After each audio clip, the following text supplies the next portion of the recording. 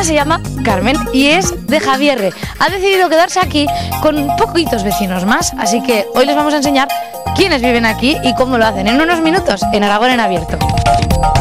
Les hablamos de un caso de violencia de género ocurrido ayer en el barrio de La Jota. Un suceso que podría haber sido mucho más grave si no llega a ser por la vecina con la que se encuentra nuestra compañera Vita. Vita, muy buenas tardes. Buenas tardes, Alba. Pues la verdad es que su actuación fue providencial. Isabel prefiere que no se vea su rostro, pero nos va a contar la historia. Os pongo en antecedentes. Fue todo justo en el rellano de esta casa, donde estamos ahora en el barrio de La Jota.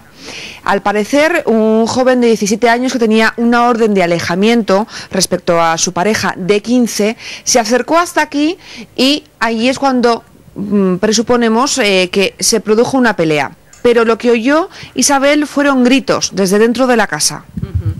Bueno, yo escuché gritos en el rellano, me parecieron de niños que estaban riñendo o algo así. Porque recordemos que las edades, estamos hablando de un chico de 17 años y una chica de 15, realmente muy jóvenes. Bueno, yo sé que en este rellano no hay niños pequeños, pero bueno, no me extrañó tampoco. Entonces, enseguida me aporrearon el timbre, empezaron a llamar y yo salí y lo que me encontré fue a una chiquilla muy joven, menudita, muy jovencita. A él casi no me di cuenta porque el rellano es bastante amplio y no lo vi.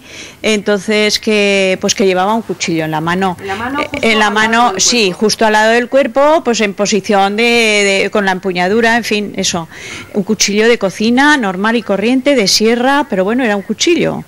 Y claro, mi pronto fue cerrar la puerta. Yo cuando vi eso, pues cerré la puerta, ¿no? Pero enseguida pensé, digo, bueno, y la chica, claro, se quedó como desvalida, como al ver que yo cerraba la puerta y no le atendía. Entonces lo pensé y dije, bueno, a esta chica le ocurre algo, me está pidiendo ayuda, porque me decía, ayúdeme señora, pero yo no entendía muy bien ni lo que me decía. Entonces volví a abrir la puerta y digo, primero dame el cuchillo y luego dime lo que pasa. Entonces el cuchillo me lo dio y dice, nada señora, dice que hemos reñido, hemos discutido, me estaba pegando y me ha dicho que me quería matar y yo le he dado con el cuchillo y ahora está herido, y estaba muy asustada.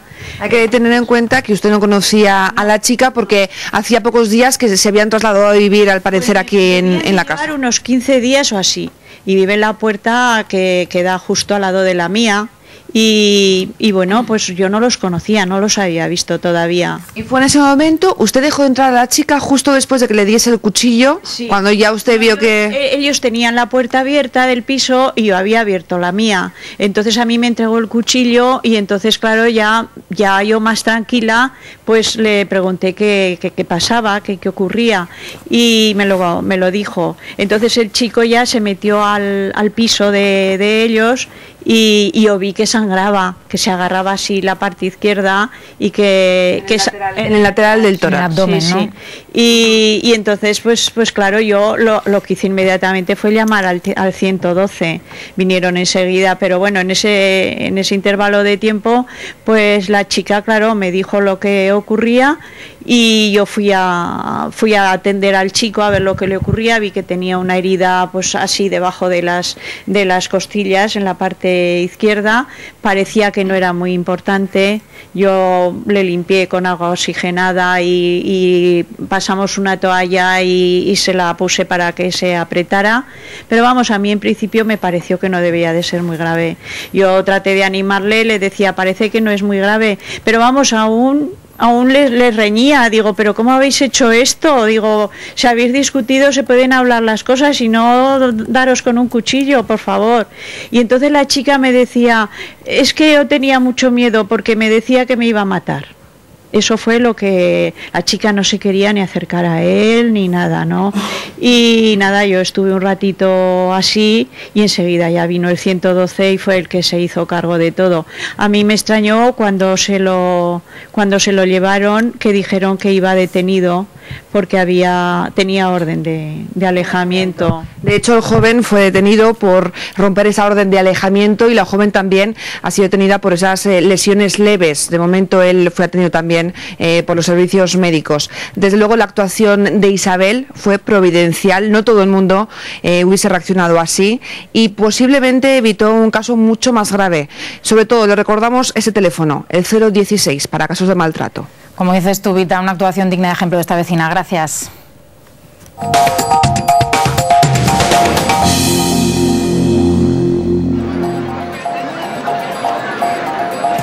Bueno, yo parece que estoy en la bicicleta estática, pero me queda mucho por aprender. La localidad de Gallur celebra las fiestas de la Cátedra de San Pedro desde el pasado sábado. Ayer la lluvia impidió que encendieran la hoguera, pero a pesar de ello los vecinos y las majas disfrutaron de la fiesta y del moscatel. Vean. Luisa, aquí vemos todas ramas preparadas para la hoguera, pero con esta lluvia va a ser imposible encenderla, ¿no? Pues me temo que sí, va a ser un poquito difícil. Y la noche creo que no nos va a deparar otra cosa que lluvia. Otro año será, la ilusión de los galluranos es celebrar la víspera de la cátedra con la hoguera, con la banda, con las pastas y moscatel. Debería ser una hoguera muy grande porque hay muchas ramas, ¿no? Pues un poquito sí, pero vamos, esta noche ni grande ni pequeña se va a quedar en el camión. Una pena. Una pena.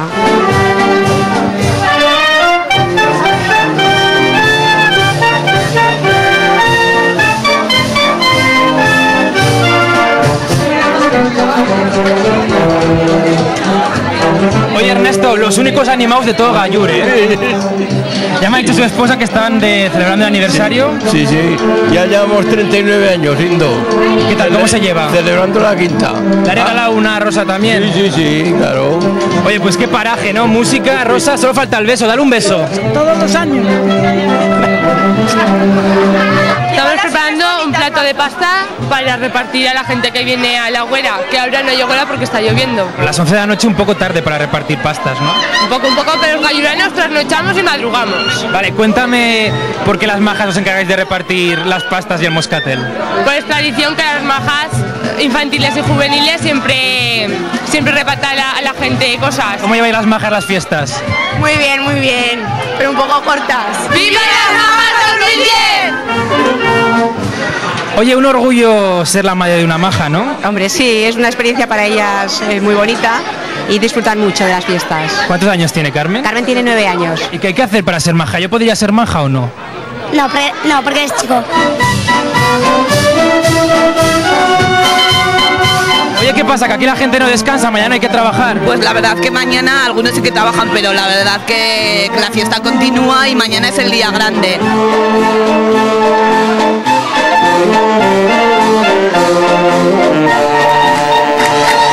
Es lo que sucedía ayer por la noche, pero hoy hemos regresado de nuevo a Gallur. Hoy es el día grande por la Cátedra de San Pedro y los vecinos tras la misa no han querido perderse el dance tradicional a cargo del grupo de danzantes infantiles y dulzaineros. Con este acto ponen fin a las fiestas. Enseguida se lo mostramos.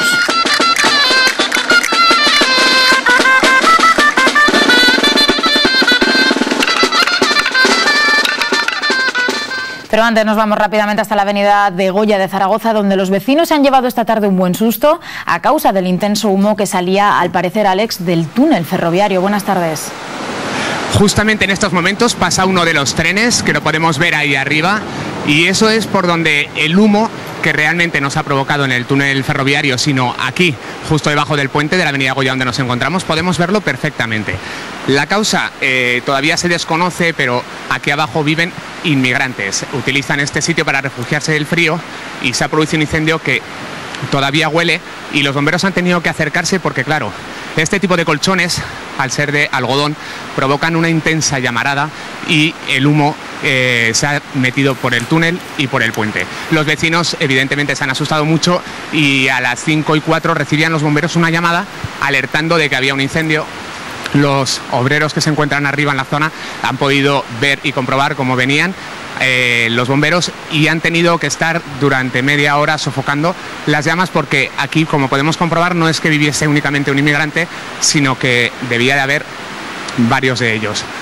El agua que los bomberos han utilizado ha servido para sofocar las llamas, pero claro, El intenso humo es lo que ha provocado, como comentábamos, que los vecinos de la zona se alertaran. Los bomberos han comprobado cuando pasaban uno de los trenes, como hemos podido ver nosotros, que no había ningún tipo de problema y que exclusivamente eran las llamas que había aquí abajo y podía continuar la marcha todos los trenes que mientras estábamos nosotros aquí han pasado ya 2. Los bomberos lo que nos decían, que la gente no llamara, que se estuviesen tranquilos, que estaba todo absolutamente controlado y que aquí el humo era únicamente, por lo que comentábamos, que probablemente sería algún cigarro o algún mechero de las personas que estaban viviendo aquí y que es lo que ha provocado las llamas. Como decimos, todo controlado y los vecinos de aquí de la zona pueden estar tranquilos porque esto se ha sofocado y está todo totalmente en calma.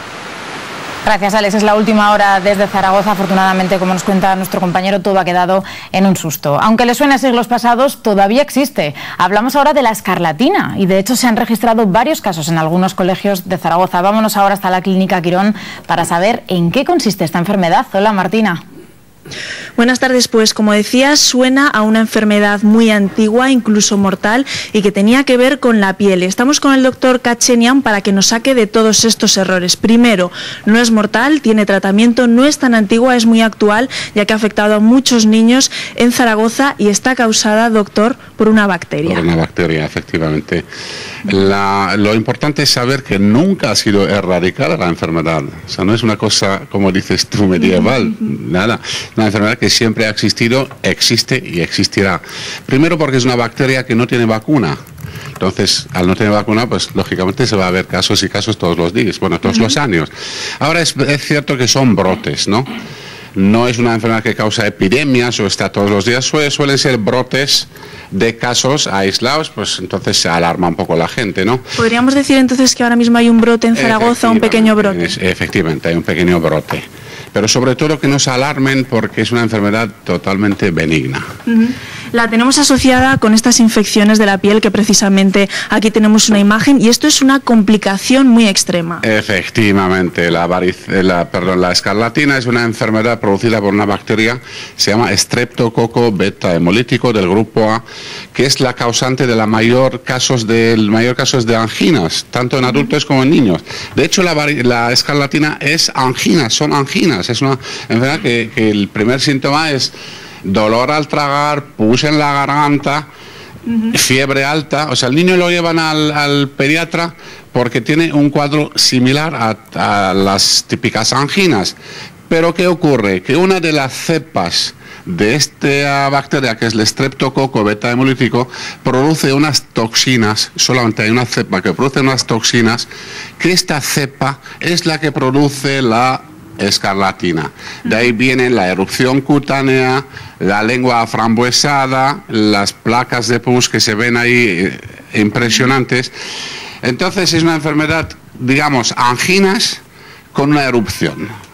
¿Y cuál es el tratamiento? Porque hablábamos al principio de enfermedad medieval inmortal y no es nada mortal, tiene un tratamiento muy sencillo. Sobre todo me interesa que sepan que la erupción no es una cosa que se vea muy fácilmente, incluso se palpa mejor que se ve. Es una erupción como cuando dicen, pues tiene la carne de gallina, ¿no?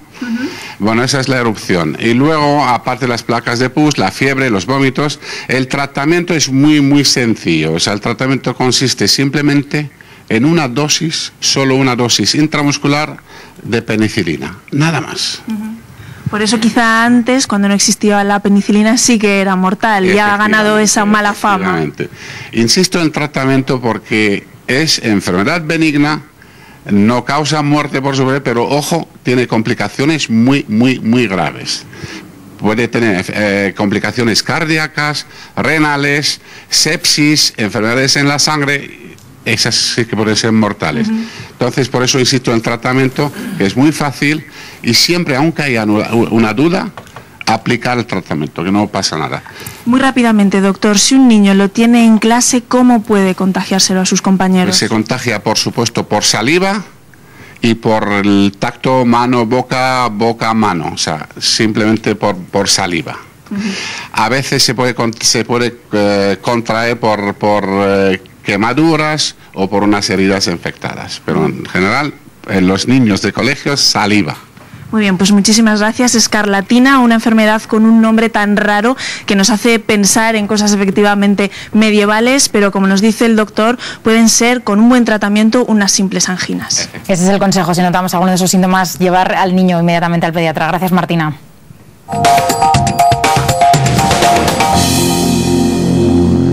Este es un tema que habría que afrontar con medidas realmente drásticas.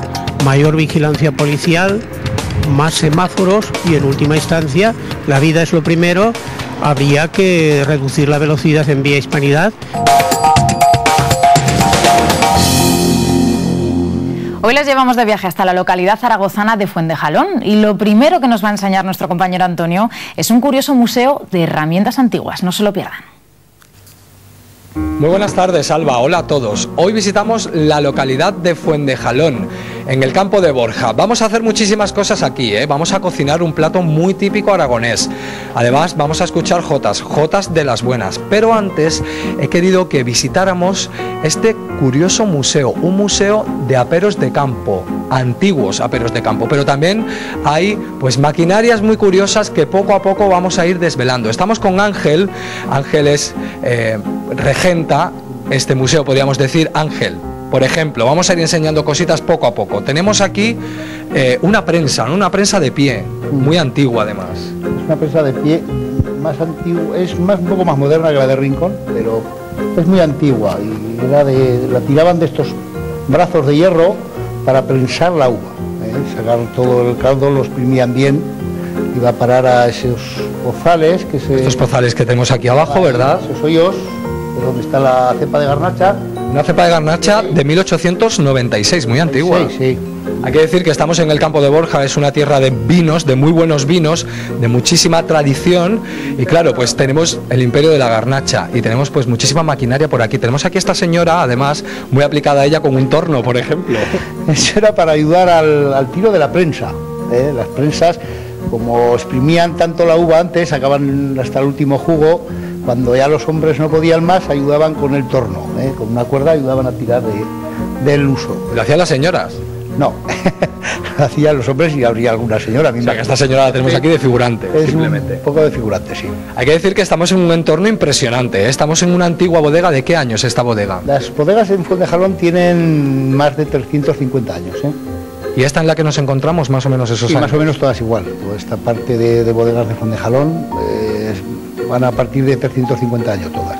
Y poco a poco se han ido transformando. Estas pequeñas habitaciones que vemos aquí era donde se iba acumulando el vino. Por eso vemos esas paredes, ¿no? Un poco tintadas. De tinto, del vino tinto. Ese es lo que dejaba el vino. Eran los tinos o lagares, que se llama, que ya los hicieron de cemento, porque más modernos, porque antes lo tenían en pipas de madera. Y estos tinos van representando pues escenas costumbristas aragonesas y de este campo de Borja, como por ejemplo esta que vemos aquí, ¿no? Sí, el pipero que hacía las pipas dentro de la bodega. Aquí hay alguna bodega que conserva alguna que son grandes, como casi el sitio de la bodega.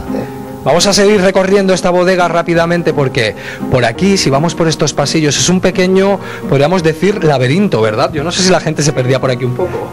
No, esto eran dos bodegas, bajaban por esta escalera y luego por la otra. Como eran de la misma familia, lo unieron por aquí para hacer el vino con los tinos. Y aquí tenemos una auténtica joya. Fíjate, vamos a pasar por aquí porque esto yo creo que muy poquita gente lo ha visto y evidentemente muy poquita gente puede tener una en un museo. Es una antigua máquina de cine de los años 20. Sí, es una máquina de cine donde veíamos las películas de chicos por aquí en el pueblo. Es la original que teníamos en el cine del pueblo. ¿Funciona? Funcionaba, sí. Ahora ya pues está un poco llamada, pero funcionaba, Pues vamos a ir llegando al final de esta bodega porque quiero que nos quedemos con esta imagen. Vamos a subir aquí por estas escaleras porque aquí en esta impresionante cueva tenemos una auténtica colección de antiguos caldos, podríamos decir. Vinos antiguos y bebidas antiguas. Hay botellas de anís, de ginebra y de vinos, los primeros que se empezaron a embotellar por la zona y aquí en Fuentejalón. Pues sabes lo que vamos a hacer, Ángel, nos vamos a quedar tú y yo aquí seleccionando un buen vino para luego preparar un plato que tenemos preparado. Ay, que ya me estoy relamiendo, Dios mío. Volveremos hasta Fuentejalón a descubrir más secretos. Ya ven que son muchos los pueblos que se esfuerzan en tener su patrimonio artístico en un perfecto estado de conservación. En el caso de la Almunia de Doña Godina, Cristina, es la iglesia la que ha sido recientemente restaurada.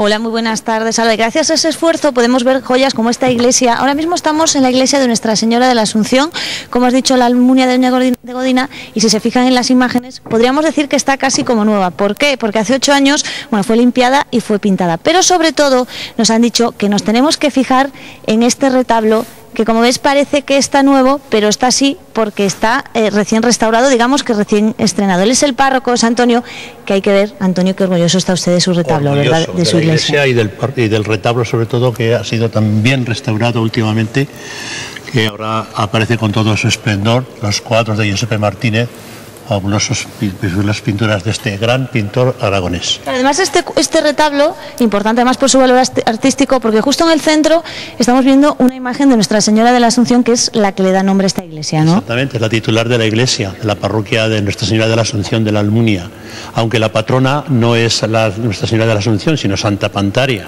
Que la tenemos en la imagen de arriba, además tenemos a Santa Pantaria con Santa Ana y con quién más en el cuadro de arriba, Antonio. Úrsula, son de las vírgenes de Santa Úrsula, Santa Ana, la patrona de Cariñena, y Santa Pantaria, la patrona de aquí. Santa Ana se ve también que está con su palma de mártir en la mano, muy interesante. Aquí vinieron sus reliquias hace unos 600 años, lo trajo un capellán de honor del rey que estuvo en Austria, y como premio de sus servicios le dieron las reliquias de Santa Ana. Este es el interior de la iglesia, que como decimos es precioso, está en muy buen estado, pero ahora mismo nuestros espectadores están viendo imágenes del exterior. Antonio, cuando hemos llegado, nos decía, fijaros sobre todo en la Torre Mudéjar, ¿no, Antonio? Torre Mudéjar, en sus dos partes, la parte cuadrada de abajo, que es del siglo XIV, y la parte octogonal de arriba del siglo XVI. Es una joya del mudéjar aragonés, de tantas torres aragonesas como hay tan bonitas en toda nuestra región. Y una cosa muy importante que tiene esta torre, que es una cigüeña, que cuando hemos llegado también había una niña pequeña con su mamá que la apuntaba y le decía, mamá, mira la cigüeña, ¿verdad, Antonio? Sí. Es curioso, no hay iglesias sin cigüeña, pero también hacen mucho daño las cigüeñas en las iglesias. Claro, los nidos son muy pesados, claro, dan su guerra también, pero tienen que estar ahí. En este caso, esta iglesia tiene una. Queríamos hablar también de ese órgano que vemos ahí. No acaba de ser restaurado, pero fue restaurado hace 10 años, que es relativamente reciente. La restauración es un retablo un órgano de más de 1000 tubos, pensado tan grande quizá porque se pensaba en se ha terminado de la iglesia. Bueno, este es el órgano y les vamos a enseñar el retablo. Vamos para una cosa que yo no en secreto.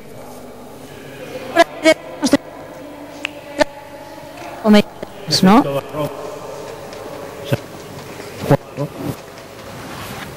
Y aparece detrás la imagen de la patrona que se descubre en el mes de septiembre cuando viene su fiesta, Santa Pantaria. Esto solo pasa 2 veces al año y hoy que hemos venido nosotros, ¿no? Y se puede ver. Despierto para que se vea ese efecto barroco tan simpático de quitar el cuadro de la Asunción y que se vea la imagen grandísima de Santa Pantaria, que es una imagen preciosa. ¿Cómo la han recibido los vecinos? La sorpresa Precioso. ¿Cómo han recibido los vecinos esta restauración? Hombre, encantados. Ya tendrían muchas ganas porque estaba muy mal. Estaba todo negro, todo lleno de humo, que antiguamente las iglesias se adornaban con velas y se iluminaban antes de la luz eléctrica con velas, y estaba todo lleno de humo y de porquería.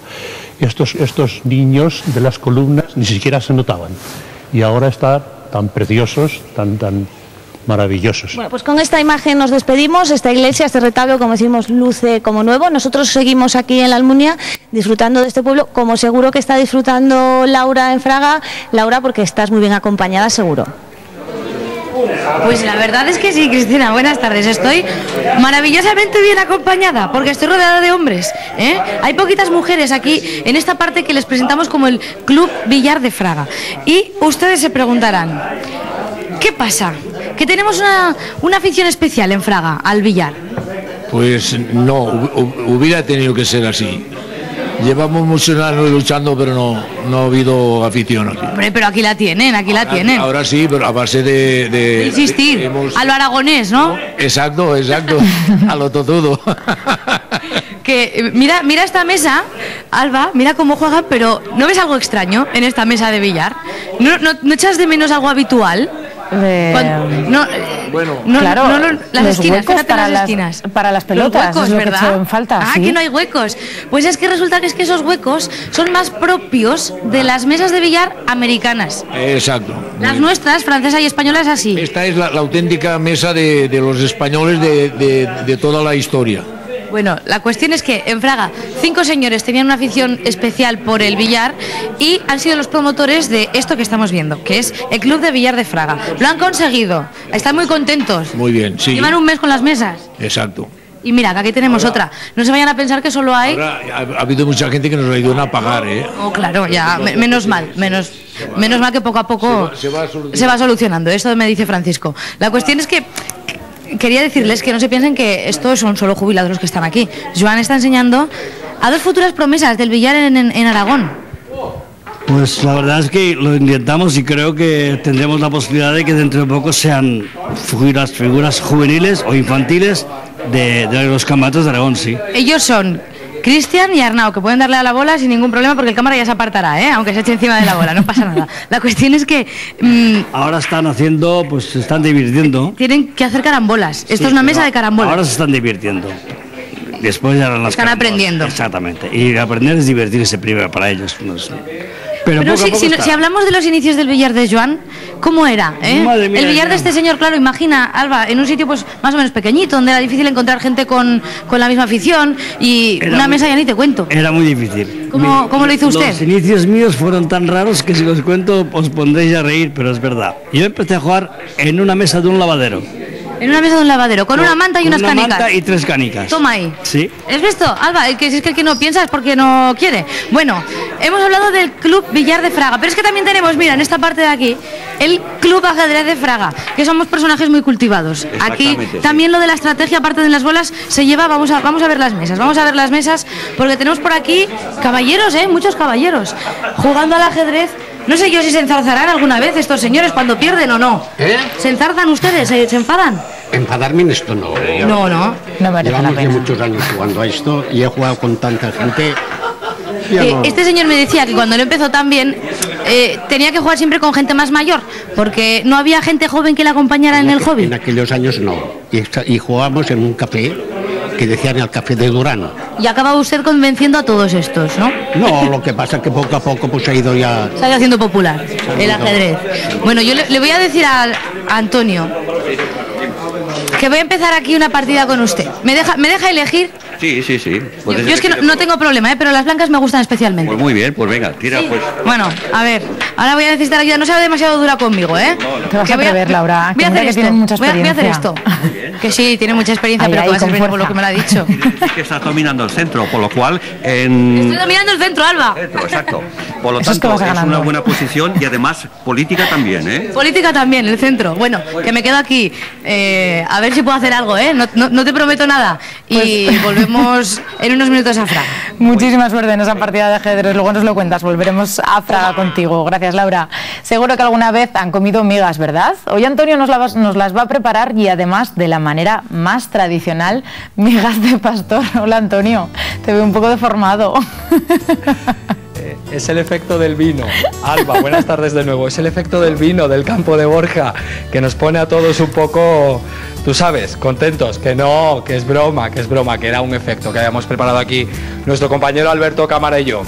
Bueno, este vino no lo voy a probar hasta que acabemos el programa, porque ahora mismo estamos de guardia, podríamos decir, pero huele que es una auténtica maravilla. Y como tú muy bien has dicho, que lo había preparado yo como sorpresa, pero bueno, este vino, ¿con qué lo vamos a acompañar?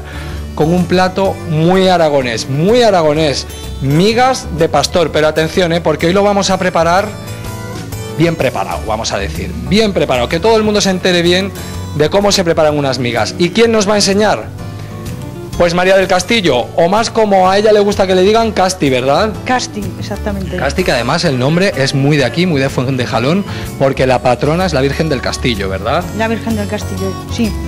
Bueno, a ver, Casti, vamos a dejar ya el vino por aquí porque vamos a preparar estas migas que además Ay, qué ingredientes, ¿eh? Yo no sé esto de lo de conservar la línea, no sé cómo lo vamos a hacer, Casti. Un poco complicado lo tenemos. Y ya me ha colocado ya el mandil y todo, porque me ha dicho, Antonio, tú hoy vas a aprender a preparar migas de verdad, así que ponte ya el mandil, porque vamos a empezar manos a la obra. Y como siempre, pues lo primero que vamos a hacer, ya lo saben en casa, papel y boli, y tomen nota, que muchos sabrán ya los ingredientes, pero los vamos a repetir por si acaso.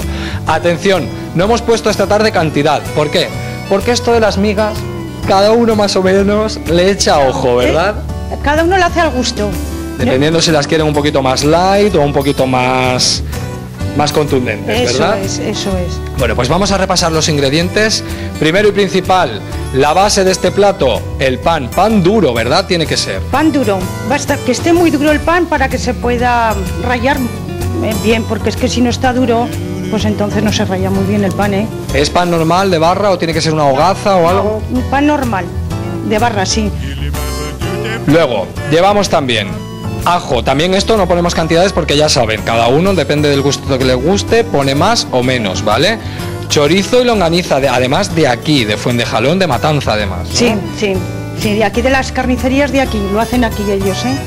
Y luego tenemos aquí un huevo, que el que quiera le puede poner uno, el que quiera le puede poner dos, un par de huevos fritos, sal, aceite de oliva también de aquí de la zona y agua, que el agua, bueno, es para mojar el pan, ¿verdad? Sí, para mojar el pan, es para que estén más huecas y más suaves, ¿eh? ¿Este pan cuánto tiempo hay que dejarlo que se ponga duro? ¿Un par de días, 3? No, una semana. ¿Una semana por lo menos? Sí. Y luego rallarlo a mano. Sí. Eso no lo voy a más hacer trabajo yo, lleva, porque claro. Claro, ese trabajo ya. Yo he venido a Fuentejalón a disfrutar, a comer y a pasarlo muy bien con jotas, que luego lo veremos también. Bueno, en unos minutitos regresamos y preparamos estas migas de pastor que van a estar para chuparse los dedos. Pues migas tradicionales y aragonesas, y de postre ya lo han escuchado, jotas. Enseguida volvemos hasta Fuentejalón. También les llevaremos hasta Vía Hispanidad. Esta calle tiene, según sus vecinos, varios puntos débiles, pero lo que más les preocupa es la alta siniestralidad que hay por el exceso de velocidad y por los pocos pasos de peatones con los que cuenta. Enseguida lo vemos.